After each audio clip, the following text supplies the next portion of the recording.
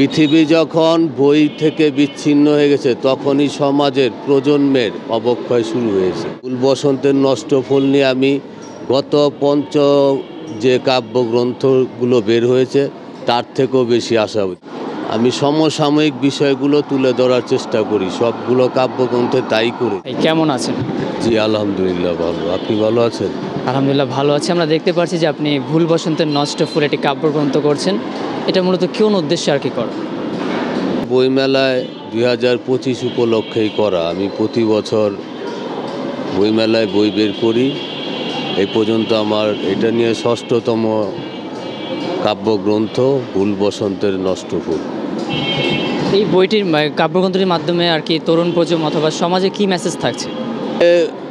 Depression, ভালোবাসা, জীবনবোধের যান্ত্রিক চাপা দুঃখ, প্রেম, বিরহ সহ দেশের সকল সমসাময়িক বিষয় তুলে ধরার চেষ্টা করেছি। ছোটবেলা থেকে কি বই লেখার প্রতি আপনার আগ্রহ? জি, আমি ছোটবেলা থেকেই সাহিত্যের প্রতি খুব দুর্বল ছিলাম। কবিতা, প্রচুর বই পড়তাম। তবে স্বপ্ন ছিল যে একদিন বই বের করব। সেই থেকেই উৎসাহ, উদ্দীপনা, অনুপ্রেরণা পেয়েছি মানুষের কাছ থেকে, বন্ধুদের কাছ থেকে। সেখান থেকেই প্রচেষ্টা চালিয়ে যাচ্ছি আজকে 6 বছর যাবৎ। প্রথম কাব্যগ্রন্থের নাম তোমার ঠিকানা হতে চাই। দ্বিতীয় কাব্যগ্রন্থের নাম আমি আমাকেই খুঁজছি। তৃতীয় কাব্যগ্রন্থের নাম বিচ্ছেদের বিমূর্ত কাব্য। চতুর্থ কাব্যগ্রন্থের নাম নীলকণ্ঠের গহীন চিৎকার। পঞ্চম কাব্যগ্রন্থের নাম মৌনতা আমার মন বোঝেনি। আর 6ষ্ঠতম ভুল বসন্তের নষ্ট ফুল। আর সামনে যেহেতু বসন্ত এবং বইমেলা, তো এই বইমেলাতে কি মনে হচ্ছে কীরকম আপনার আছে সেল যেতে পারে? আমি আশাবাদী। আমার এই গত 5টি কাব্যগ্রন্থে আমি আল্লাহর রহমতে ভালো সাড়া পেয়েছি। এবার এই ভুল বসন্তের নষ্ট ফুল নিয়ে আমি গত যে কাব্যগ্রন্থগুলো বের হয়েছে তার থেকেও বেশি আশাবাদী। কারণ এবারের লেখাগুলো সম্পূর্ণ ভিন্ন ধাঁচের, খুব আত্মগভীরের লেখা। আশা করি পাঠক বিমুখ হবে না আমার লেখায়। প্রেম, বিরহ, আমি এই সবগুলো বই চেষ্টা করি বিভিন্ন বিষয় নিয়ে লেখার। এক ধাঁচের লেখা নিয়ে আমি থাকি না। প্রেম, আমার এই কাব্যগ্রন্থগুলোতে প্রেম বিষয়টা খুব কম। আমি সমসাময়িক বিষয়গুলো তুলে ধরার চেষ্টা করি, সবগুলো কাব্যগ্রন্থে তাই করেছি। তো এই দুঃখবোধ থেকেই আসলে বইয়ের প্রতি আমার আরও এই যে প্রজন্ম তো আসলে মোবাইলে আসক্ত হয়ে, আমার ছেলে, আমার মেয়ে সারাদিন রাত্র দেখি মোবাইল নিয়ে পড়ে থাকে, তখন আমার দুঃখ লাগে। এটা তো আজকে ঘরে ঘরে রাত্র জাগে মোবাইল নিয়ে। পৃথিবী যখন বই থেকে বিচ্ছিন্ন হয়ে গেছে তখনই সমাজের প্রজন্মের অবক্ষয় শুরু হয়েছে।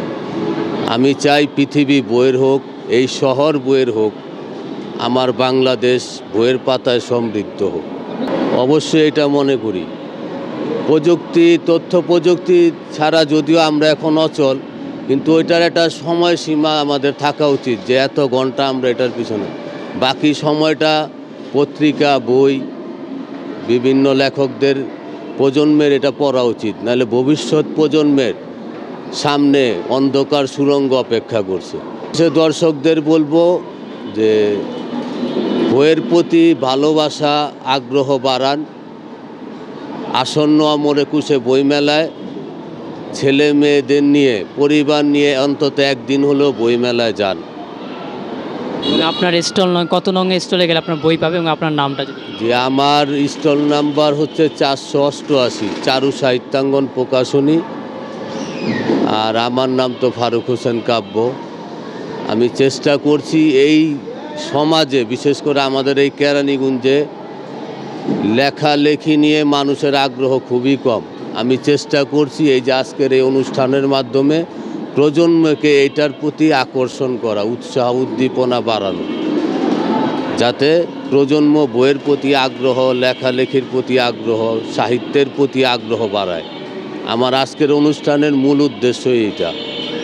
ধন্যবাদ আপনাকে, অসংখ্য ধন্যবাদ। আমাদেরকে ভয়েস অফ কেরানীগঞ্জকে আমার আন্তরিক অভিনন্দন এবং তাদের অগ্রযাত্রা আরও ত্বরান্বিত হোক। কেরানীগঞ্জের প্রতিটি মানুষের কথা, জনগণের কথা ভয়েস অফ কেরানীগঞ্জের মাধ্যমে উঠে আসুক, এটা আপনাদের জন্য আমার শুভকামনা রইল।